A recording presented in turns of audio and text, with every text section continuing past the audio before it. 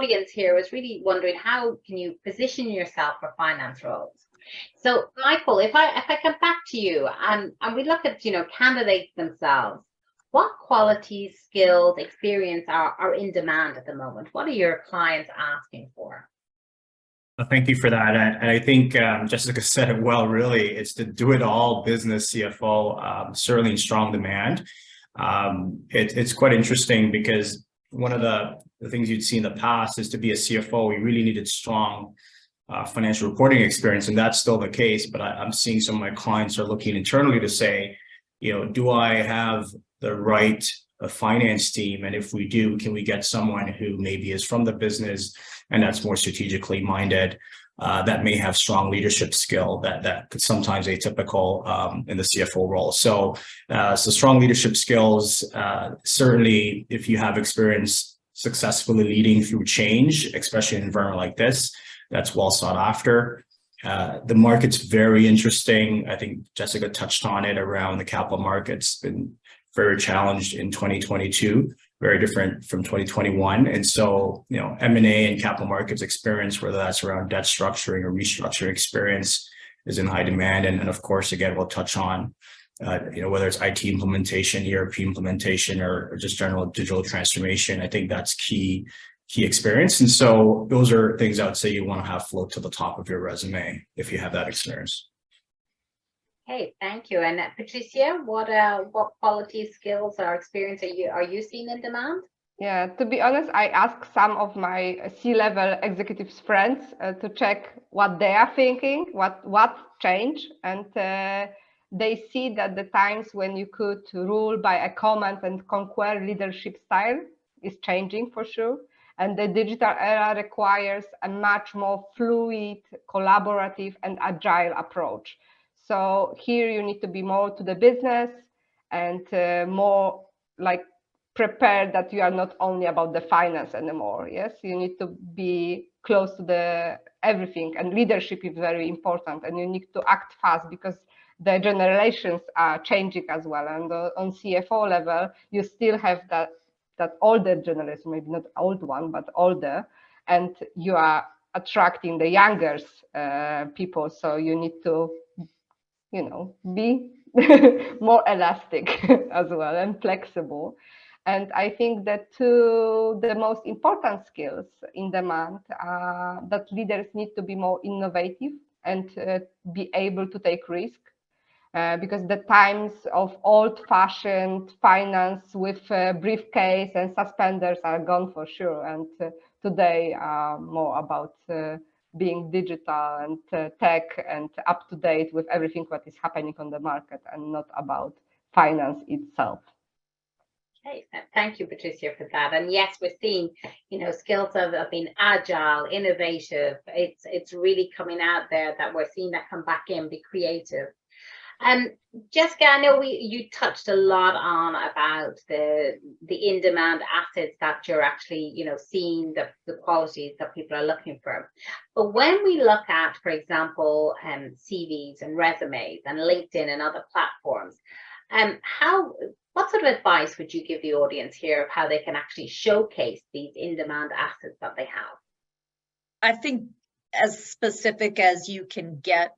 If you're leveraging a public platform, of course, use your judgment and discretion, but where you can draw examples, where you can provide data points, stay away from buzzwords and language that really is overly hyperbolic, and just be clear about those achievements that you've made.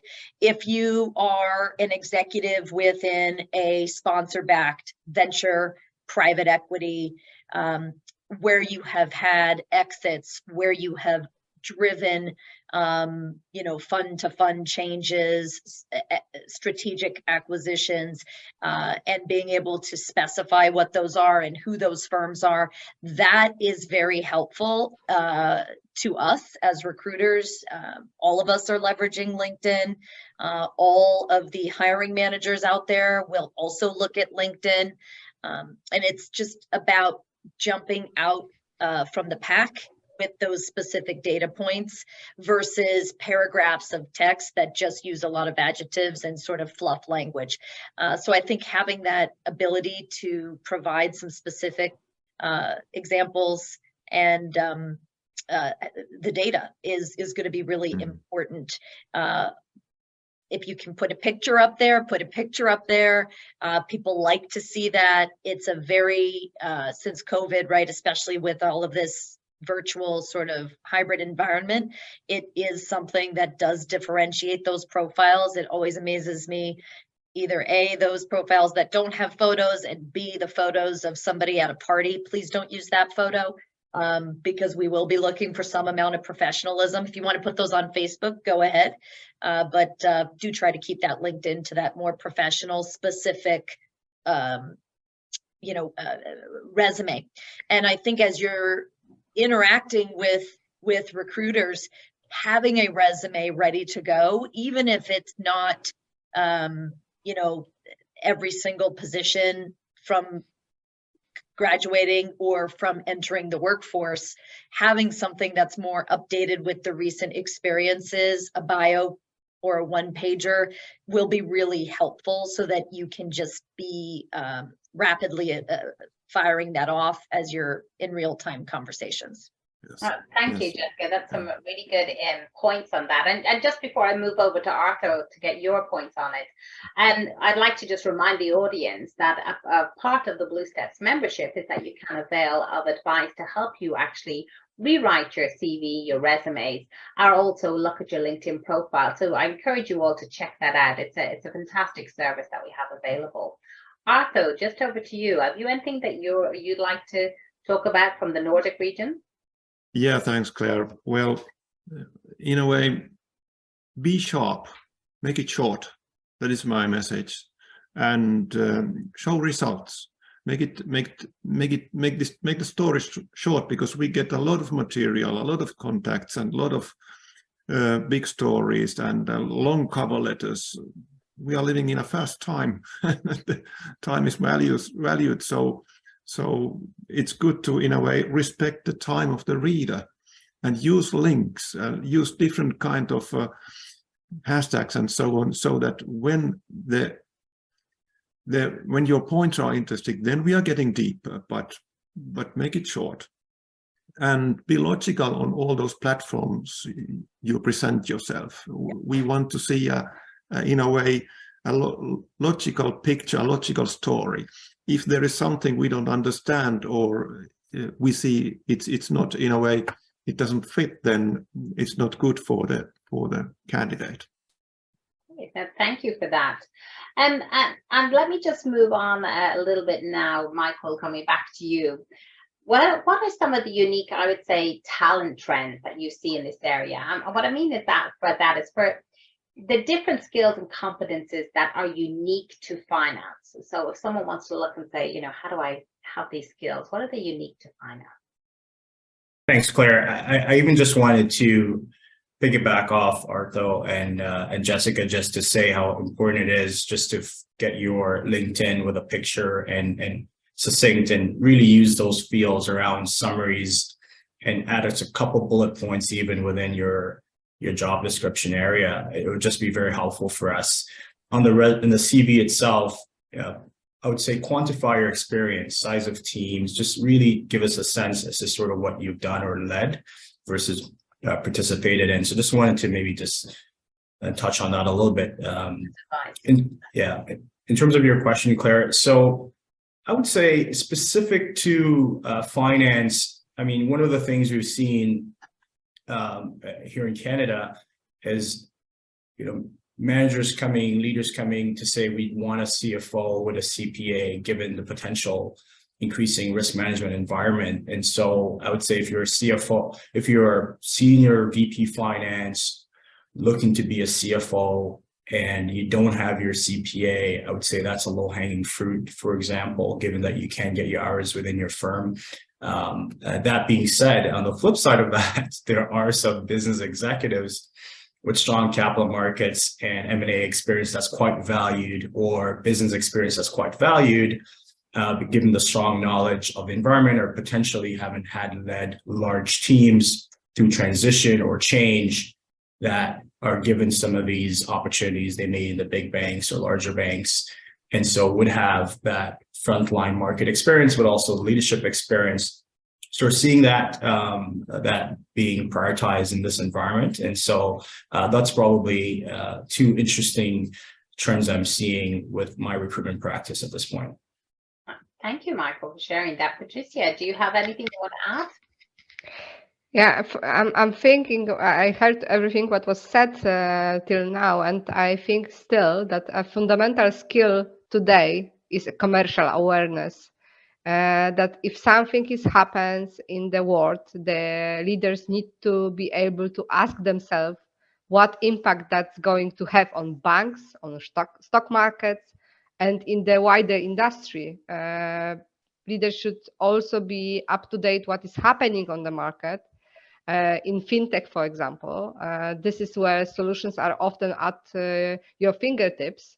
But of course, to be able to evaluate these solutions well, they must understand what technology is about. And we are coming back to the technology acumen and to be up to date what is happening. But I think the commercial awareness is one of the crucial skills today. And it doesn't matter if you are operation director or CFO or accountant, you need to know what kind of impact all the things are happening in the world might have on your industry or on your position. Like today with the mentioned before war, no one expected that, but we all need to know what to do next. Yes, and that's all about it.